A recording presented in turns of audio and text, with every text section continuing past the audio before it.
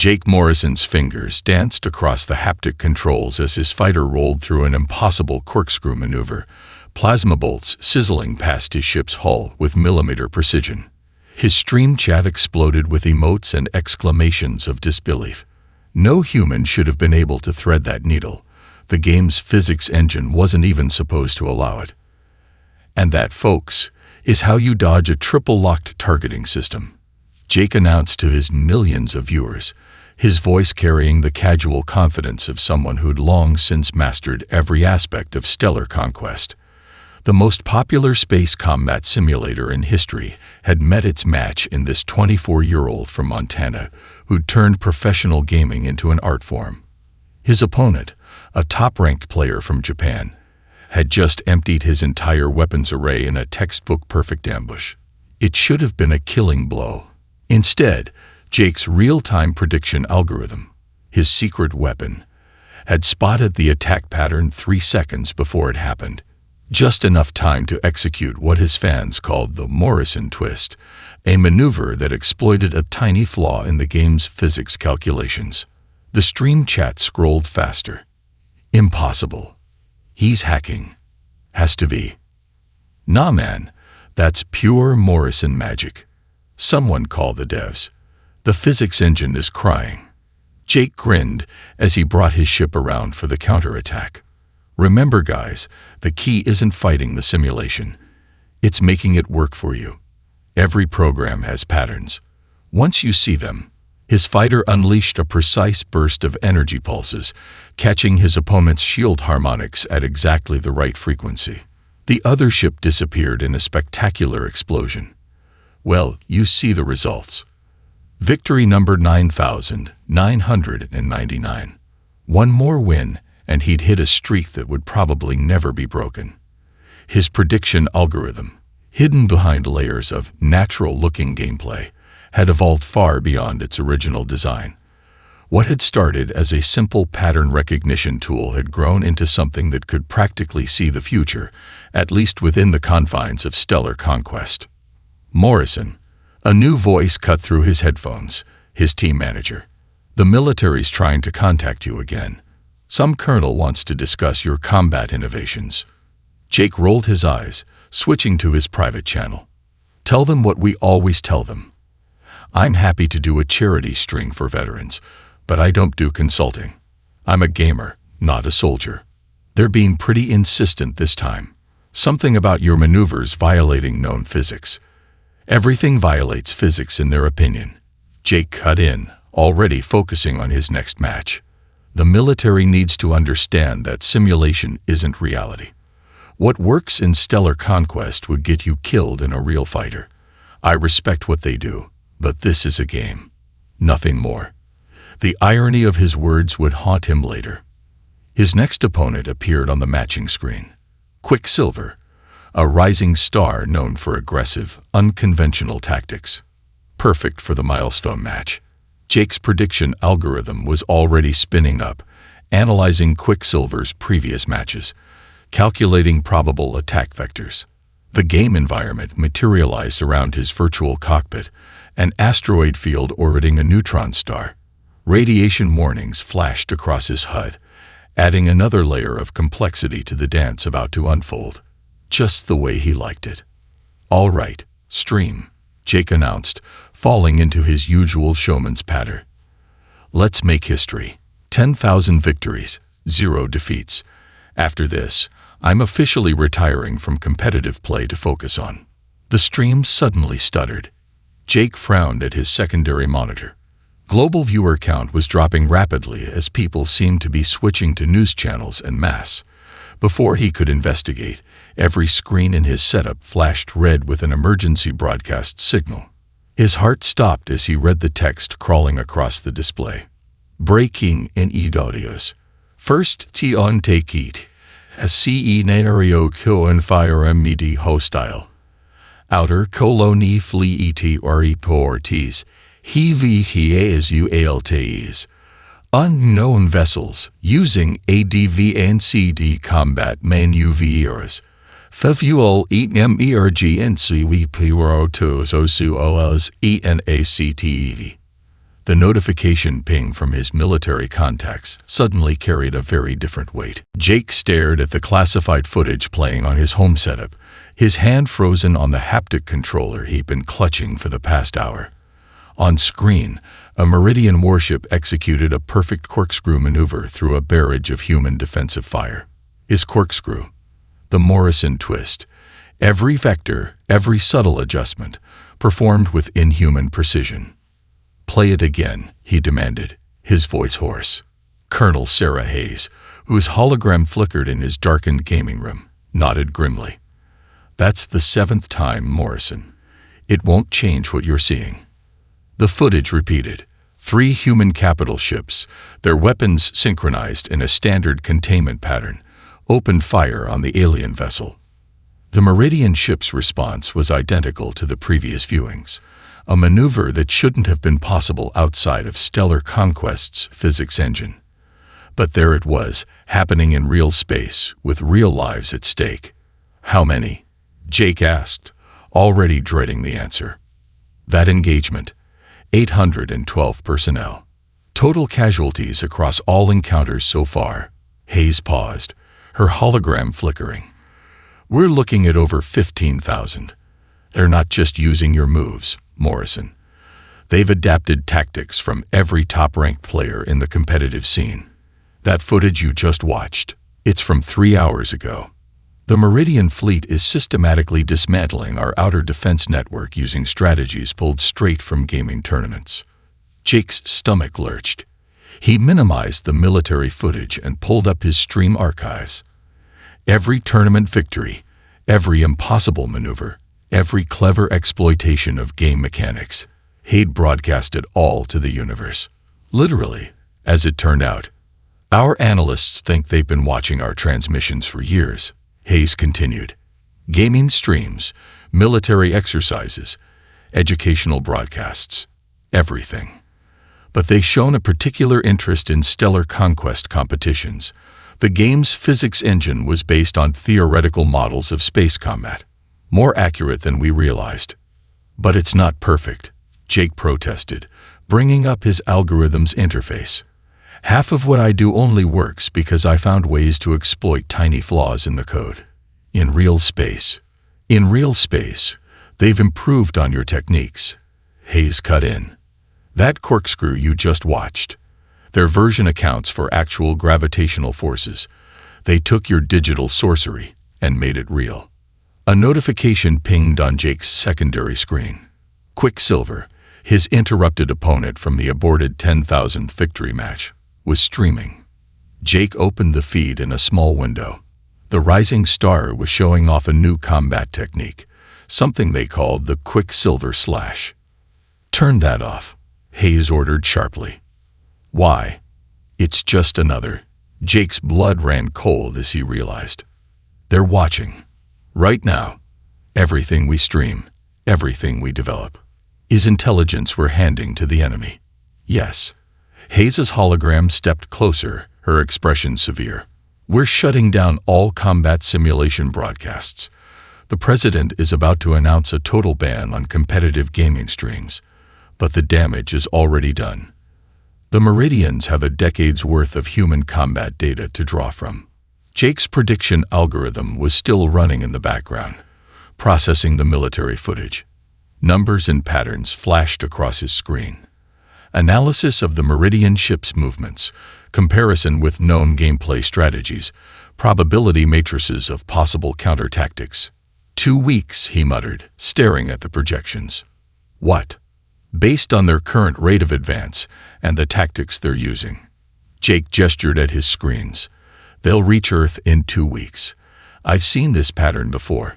It's how AI opponents in the game systematically dismantle player defenses. Textbook perfect. Too perfect." Hayes' hologram nodded slowly. "That's what our analysts said, which is why I'm here, Morrison. We need you at Luna Base, not as a gamer, not as a consultant, as humanity's best chance at understanding how these aliens think." Jake looked at his setup. The haptic controls, the prediction algorithms, the stream chat now silent and dark. Everything that had made him a champion. everything that had, unknowingly, armed an alien invasion. "When do we leave?" "Pack nothing," Hayes replied. "Your transport lands in 10 minutes. And Morrison, bring those algorithms of yours.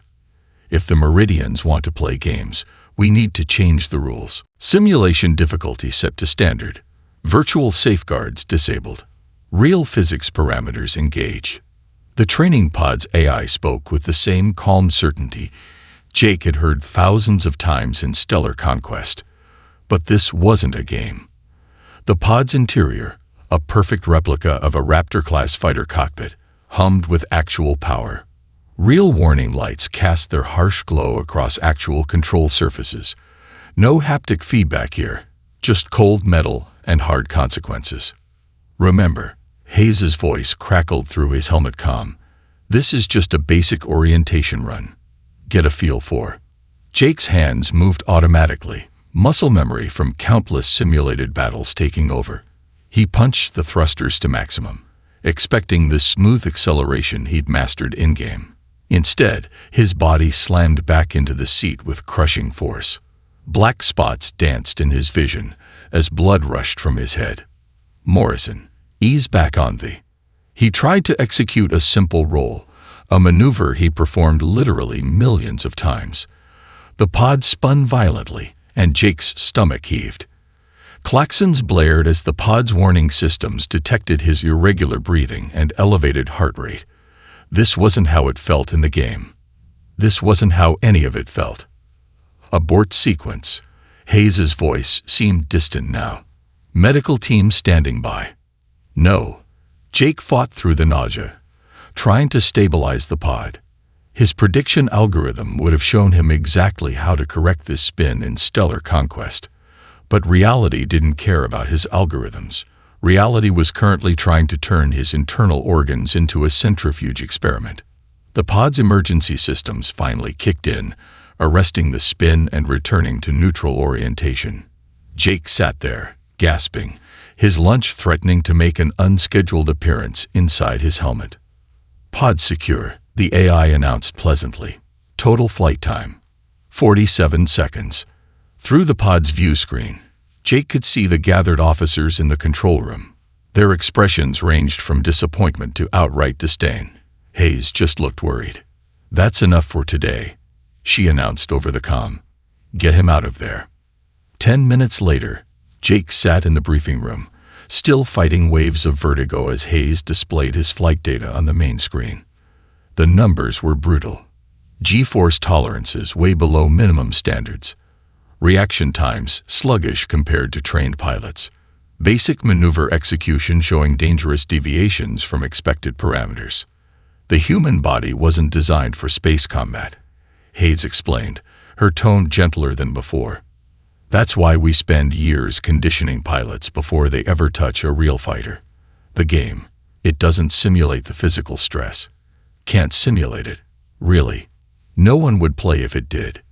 The Meridians, Jake managed, fighting another wave of nausea. How do they handle it? Hayes brought up the footage he'd seen earlier. The alien ship performing his signature corkscrew. They don't. Latest intel suggests their ships are drone-controlled. No organic pilots, no G-force limitations, no human constraints.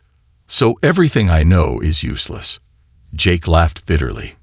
10,000 victories, and I can't even keep my lunch down in a training pod. A new alert flashed across the briefing room screens. Jake recognized the tactical overlay, similar to Stellar Conquest's strategic view. Red icons showed Meridian forces advancing through the outer colonies. Their formation was hauntingly familiar. "That's a hammer strike setup," he muttered. "Classic tournament strategy. Trap the opponent between the main force and flanking elements then." He stopped as the implications hit him. How long until they reached the Jupiter defense line? At current speeds, Hayes checked the data. 10 days. Earth, shortly after that. Unless we find a way to stop them. Jake stared at the tactical display, his gamer's mind automatically analyzing patterns while his body reminded him of its human limitations. The Meridians were playing a perfect game, executing flawless strategies with inhuman precision. Just like. He sat up straight, ignoring his protesting stomach. Show me the pod's flight data again. Not my performance metrics. The raw input readings. Hayes complied, bringing up streams of numbers and response patterns. There, Jake pointed, his hand steady for the first time since entering the pod. The Meridians aren't just copying our tactics, they're running them through combat computers, like NPCs in the game, and I know exactly how NPCs think. How does that help us when you can't even fly? Jake smiled grimly, because I'm done trying to beat them at their own game. It's time to teach them how humans really fight. Jake sat in the darkened analysis room of Luna Base, surrounded by holoprojections of combat footage. His eyes were red from hours of staring at data streams, but he couldn't stop now. Not when he was finally seeing the pattern that everyone else had missed. Run Simulation Alpha 7 again, he commanded. Split screen with Tournament Match 2447. The AI complied, displaying footage of a Meridian attack run alongside one of Jake's old tournament victories. He leaned forward, tracking the movements frame by frame. The similarity wasn't just close, it was exact. Pause both feeds at mark 3.27. The images froze. Jake stood up, walking through the holograms to point at specific details. Look at the micro-corrections in the thrust patterns. In the game, I had to compensate for a slight delay in the physics engine's gravitational calculations. The Meridians are making the exact same adjustments, even though they're unnecessary in real space. Colonel Hayes, who had been silently watching from the corner, stepped forward. They copied your moves. We already knew that. No, Jake shook his head, pulling up more comparisons. They didn't copy my moves. They're running the exact same combat programs I was fighting against in Stellar Conquest. These aren't pilots or even advanced AIs. They're literally using the game's NPC protocols, upgraded for real-world physics. He brought up his old prediction algorithms interface, now modified to analyze the real combat data. See these response patterns. Classic NPC behavior. When faced with an unexpected situation, they default to pre-programmed routines. Just like in the game, they can't actually innovate. They can only execute increasingly complex variations of known strategies. But those strategies are still devastating our forces, Hayes countered. Understanding their nature doesn't change their effectiveness. Jake smiled for the first time in days. Actually, it changes everything. He pulled up footage of his worst tournament matches, the rare games where he'd nearly lost. Look at these near defeats. What do they have in common? Hayes studied the footage. The opponents, they're not following standard combat doctrine. Exactly. The closest anyone ever came to beating me was when they did something completely irrational. Something no combat algorithm would predict because it made no tactical sense. He highlighted a particular match. This player, Randomax, nearly broke my winning streak because they were literally generating their moves using random number sequences. My prediction algorithm nearly crashed trying to find patterns that didn't exist. He brought up the latest tactical display of Meridian fleet movements. Their formation was perfect, too perfect. Every position optimized, every angle covered, every possible counter strategy accounted for, just like high-level NPCs in the game. The Meridians think they've mastered human combat because they've processed all our tactical data, Jake continued, his excitement building. But they're still running everything through prediction engines. They've copied our moves without understanding our greatest strength, human unpredictability. Hayes frowned. Are you suggesting we fight without strategy? That's suicide. I'm suggesting we fight like humans instead of trying to match their perfection. Jake pulled up the schematics for the Raptor fighters. We need to modify these, not to make them better, but to make them more unpredictable. Add randomized thrust variations, slight delays in response times, deliberate imperfections that no combat computer would ever program. His fingers flew across the holographic controls, modeling the changes.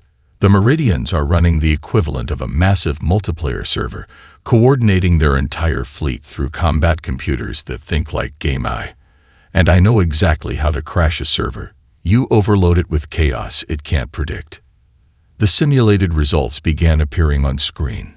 Meridian combat computers struggling to calculate responses to erratic human maneuvers. Perfect formations breaking down when faced with intentionally flawed attack patterns. Prediction engines failing as they encountered genuinely random human behavior. Hayes stared at the projections, hope flickering in her eyes for the first time since the invasion began. How quickly can you implement these modifications? Jake glanced at the tactical display showing the Meridian fleet's advance, with a full engineering team. 3 days. The real question is how quickly we can teach pilots to stop flying like computers and start flying like humans.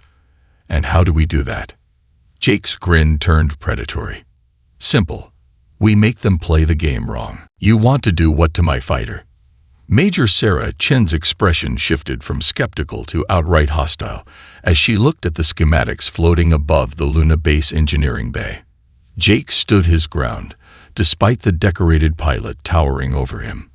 We're introducing controlled instability into the thrust mapping.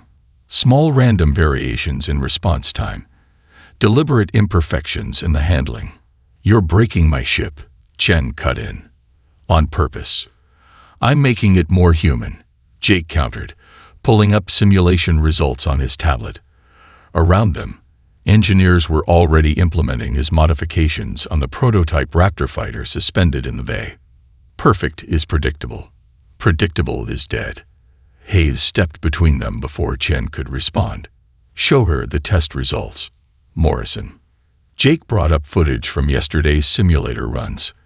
2 scenes played side by side. One showing standard combat maneuvers against simulated Meridian forces, the other showing the same scenario with his modifications. Standard approach, 87% casualty rate, he explained. Modified approach, 23%. The difference. The combat computers can't establish reliable targeting solutions on ships that don't behave according to optimal patterns. Chen watched the footage, her expression softening slightly. Those maneuvers look sloppy. They are sloppy, Jake agreed. Intentionally so. But watch what happens when the Meridian prediction engines try to anticipate the next move. He highlighted the enemy ship's responses, showing their increasingly delayed reactions as their combat computers struggled to process the irregular patterns. Chief Rogers, Jake called out to the head engineer. How's the randomization core coming? Rogers emerged from behind the Raptor, wiping grease from his hands. Installed and running. But I still think you're crazy. We spent years perfecting these response systems, and now we're deliberately degrading them. Not degrading, Jake corrected. Humanizing. Show them the thrust test. Rogers sighed but complied. Activating the fighter's engines. The massive testing chamber hummed as power flowed through the modified systems. On the diagnostic screens, the thrust output patterns looked like a drunk spider's web compared to the clean lines of standard performance graphs. The variations are controlled, Jake explained, pointing to key metrics. We're not just introducing random chaos. Each imperfection is carefully calibrated to stay within safe operational parameters while maximizing unpredictability. It's like trying to predict where a human drummer will place the next beat versus a metronome, Hayes added, seeing Chen's continuing skepticism. The human might be slightly off the perfect rhythm, but that's what makes it real. What makes it impossible for a machine to perfectly anticipate? A warning klaxon interrupted them. The main tactical display updated, showing new Meridian fleet movements. They were accelerating their advance, now less than a week from Earth. They're adapting, Jake muttered, studying the patterns. Their combat computers are processing our recent engagements, trying to establish new prediction models. But they're still thinking like machines, looking for patterns where we're deliberately creating chaos. Chen stepped closer to the display, her pilot's instincts finally engaging with the tactical reality. How many fighters can we modify in time? With the current engineering teams, Maybe 30% of the remaining fleet, Rogers answered. Not enough. It's enough, Jake insisted. We don't need to modify every ship. We just need enough randomized elements to disrupt their prediction matrices, like introducing static into a clean signal. A little goes a long way. He brought up his old gaming interface, now repurposed for tactical analysis. The Meridians are running what's essentially a massive multiplayer server, coordinating their entire fleet through linked combat computers. In gaming terms, they're about to experience the worst lag spike in history. Hayes nodded grimly. Begin full implementation. Chen, I want you leading the first squadron of modified fighters. Morrison. I know, Jake interrupted, already pulling up the training protocols he'd designed. I need to teach your pilots how to fly badly. Properly. Chen managed a small smile. How long does it take to unlearn everything we know about space combat? Jake glanced at the tactical display, watching the Meridian fleet's inexorable advance. About 4 days. And we have 5. So let's start breaking some habits. Meridian Scout Force detected near Saturn's rings. 5 ships, heavy combat class. The tactical officer's voice echoed through Luna Base's command center. They're running standard recognition patterns. Jake stood behind Hayes at the command console, his gaming interface now patched directly into the battle network. Major Chen's squadron of 12 modified Raptors was already moving to intercept, their irregular thrust patterns making them look more like drunk butterflies than military fighters. Remember, Jake spoke into the command channel. Don't try to execute perfect maneuvers. Let the randomization cores do their work. Fight your muscle memory. Easy for you to say. Chen's voice crackled back. My ship feels like it's got a bad case of hiccups. Her fighter wobbled visibly on the tactical display, the intentional thrust variations making its course look almost amateur. The Meridian ships moved with their characteristic precision, spreading into a textbook perfect attack formation. Their combat computers would be running standard engagement protocols, expecting the human forces to respond with conventional tactics. They're launching the first volley, the tactical officer announced. Standard prediction-based targeting. Jake leaned forward, watching his interface process the combat data. Their computers are trying to establish targeting solutions based on expected flight paths. Chen, Squadron Alpha. Execute Protocol Chaos. Rolling the dice, Chen confirmed. Her squadron split apart, each fighter's randomization core generating unique variation patterns. What should have been a clean defensive formation looked more like a swarm of angry wasps. The Meridian volley passed harmlessly through the spaces where perfectly flying ships would have been. Their targeting computers are recalculating, Jake announced, watching the pattern analysis. Second volley in 3-2. The alien ships fired again, their shots trying to anticipate where the erratic human fighters would be. But there was no pattern to predict, no perfect trajectory to calculate. The randomization cores kept changing the variables, making each fighter's movement genuinely unpredictable. Close to engagement range, Chen reported, ready to test our modified weapons systems. Remember, Jake said, don't aim where they are. Aim where they don't expect you to aim. The modified Raptors opened fire. Their weapons had been adjusted with the same philosophy as their flight systems, controlled imperfection. Shots that should have missed by meters somehow found their marks. The Meridian ship's perfect evasive maneuvers proved useless against attacks that didn't follow logical patterns. First hit confirmed. The tactical officer's professional demeanor cracked slightly. Meridian vessel showing signs of confusion in its response patterns. Jake's interface was lighting up with data. The alien combat computers were struggling to adapt, trying to find logic in the intentionally illogical human assault. Each time they established a new prediction model, the randomization cores would shift their patterns just enough to invalidate it. Their formation is breaking down, Hayes observed, watching the tactical display. They can't maintain squadron cohesion while trying to process all these variables. A Meridian ship exploded, its perfect defenses undone by the computational impossibility of predicting genuine human chaos. Then another. The remaining 3 alien vessels began to show signs of system lag, their responses becoming delayed as their combat computers were overwhelmed by conflicting data. "Push the advantage," Jake commanded. Maximum unpredictability. Chen's squadron swarmed the remaining Meridian ships, each fighter moving to its own random rhythm. The alien vessels' attempts at coordination fell apart completely. Their synchronized firing patterns degraded into ineffective individual responses. In less than 10 minutes, it was over. 5 Meridian heavy combat ships destroyed. 0 human casualties. "Squadron returning to base," Chen reported, a note of amazement in her voice. "I can't believe that actually worked. We flew worse than cadets and won." "We flew like humans," Jake corrected, already analyzing the combat data. "And their computers couldn't handle it. But the main fleet will try to adapt.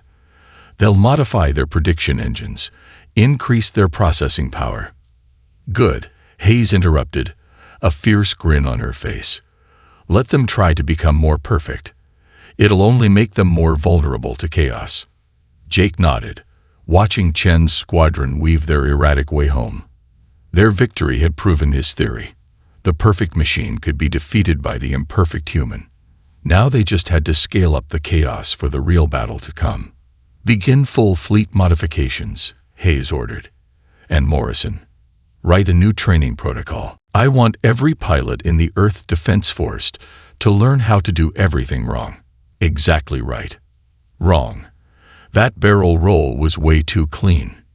Jake's voice boomed through Luna Base's largest simulator bay, where 50 elite pilots sat in modified training pods. "You're all still trying to fly like professionals. I need you to fly like humans." Major Chen, now his unofficial translator to the military mindset, stepped forward. "What our gaming expert means is that you're reverting to trained patterns. The Meridians can predict those. Watch this."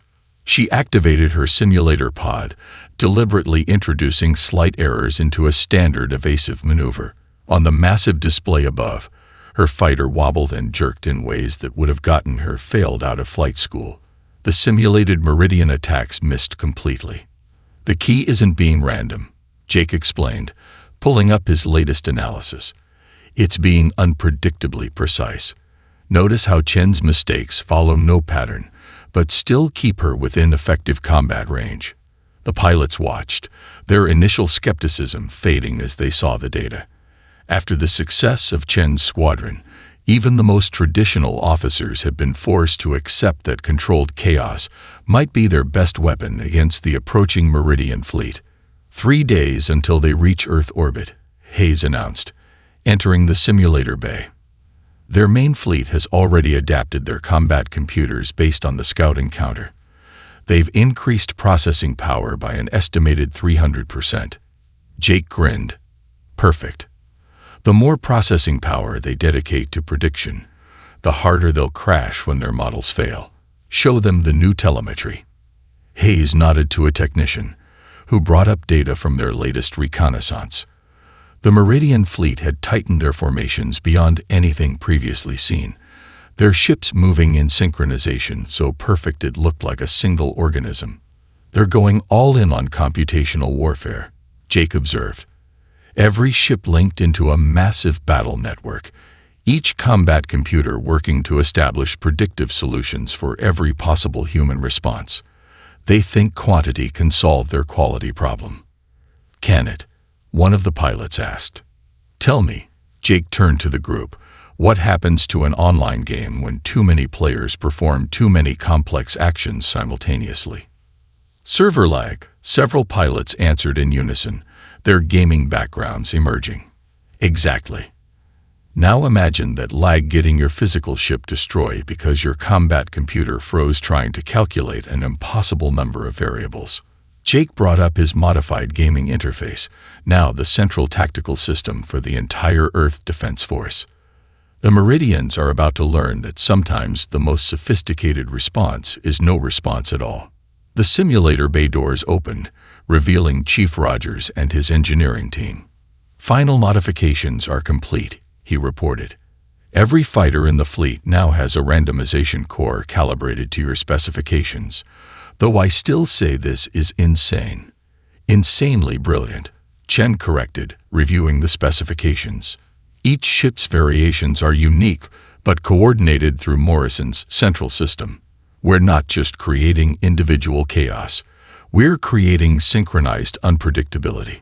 "A chaos symphony," Jake agreed. "Every fighter adding its own random notes to a composition that will overload their prediction engines.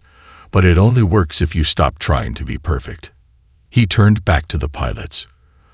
"For the next 48 hours, I'm going to teach you everything I learned about breaking game I. How to move in ways that make combat computers stutter. How to fire at angles that prediction software can't process. How to think so humanly that no machine can anticipate your next move. And if we survive," Chen added, "we can all fail flight school together." Laughter rippled through the bay, tension breaking momentarily. These pilots, the best of the best, were about to unlearn everything they knew about space combat. And they were running out of time to master imperfection. "One last thing," Jake announced, pulling up footage from his final Stellar Conquest match, the one interrupted by first contact. "Remember Quicksilver, the streamer I was about to face?" The pilots nodded. "Their signature move, the one they never got to use against me. It violated every principle of space combat. It was flashy, inefficient, and completely illogical." He smiled. "We're going to learn it, all of us, and we're going to use it as our opening move against the main fleet." Hayes raised an eyebrow. "Why?" "Because it's the last thing any sane combat computer would ever expect. And sometimes, insanity is humanity's greatest weapon." The Meridian fleet emerged from hyperspace in perfect formation, 3,000 ships arranged in an optimization pattern that would have made any combat computer proud. Their arrival in Earth orbit was a masterpiece of synchronized warfare, each vessel positioned to maximize defensive coverage while maintaining optimal firing solutions. In Luna Base's command center, Jake watched the enemy's formation through his interface, now tied directly into Earth's defense network. "They're beautiful," he admitted, "like watching a championship player execute a flawless opening gambit." "Too bad we're about to play like drunk rookies," Chen replied from her fighter's cockpit. Her squadron, along with the entire modified Earth Defense Force, waited in scattered positions around the planet. Hayes studied the tactical display. "All ships confirm randomization cores are active and synchronized." "As synchronized as chaos can be," Jake answered. "Each ship's pattern is unique, but connected through the network. When we move like a flood, not a formation." The Meridian fleet began their advance, their movement so precise it looked like a single entity. Their combat computers would be running billions of calculations, preparing for every possible human response in their tactical database. "All squadrons," Hayes commanded, "execute Operation Wildcard." Jake's fingers flew across his interface, initiating Quicksilver Protocol in 3, 2, 1. 1,000 Earth fighters broke from their hiding spots, each executing their own slightly imperfect version of Quicksilver's infamous maneuver. From the Meridian perspective, it must have looked like Earth's entire defense force had simultaneously gone insane. The alien fleet froze for 2.3 seconds, an eternity in space combat. "Their combat computers are crashing," Jake announced, watching the data streams. "They're trying to calculate optimal responses to 1,000 different variations of a move that makes no tactical sense." The Meridian formation began to break apart as individual ships struggled to process the flood of contradictory data. Their perfect synchronization became their weakness as cascading errors spread through their battle network. "All squadrons, weapons free," Hayes ordered. "Maximum chaos." Earth's fighters attacked from every conceivable angle, each following their own randomized pattern, while maintaining loose strategic coherence through Jake's network. Shots that should have missed found their marks. Evasive maneuvers that violated combat doctrine somehow worked. Their adaptive algorithms are failing, Jake reported, watching the Meridian fleet's deteriorating response times. They're trying to increase processing power to compensate, but that's just making the lag worse. They can't predict what has no pattern. A Meridian capital ship exploded as Chen's squadron executed what looked like a drunken ballet around its defense grid. "This is for making me unlearn 20 years of flight training," she shouted, her fighter wobbling in ways that would have gotten her court-martialed a week ago. The battle dissolved into beautiful chaos. Earth's defenders fought like a storm, each droplet random, but part of a greater force. The Meridian fleet's attempts to establish order only made them more vulnerable to the entropy surrounding them. "They're transmitting something," the communications officer announced. A message appeared on the main screen in broken English. "ERROR. NVALIDQ8P PROTOCOLS DETECTED. Request SORCCODE of Superior Tactical Engine." Jake laughed. "Send them my old Stellar Conquest stats. Let them try to process that." The Meridian fleet's coordination continued to deteriorate. Ships collided trying to execute impossible correction maneuvers. Their weapon systems misfired as targeting computers failed to resolve conflicting solutions. What had started as a perfect military formation was devolving into mechanical panic. "They're retreating," Hayes announced as the alien ships began emergency jumps out of the system.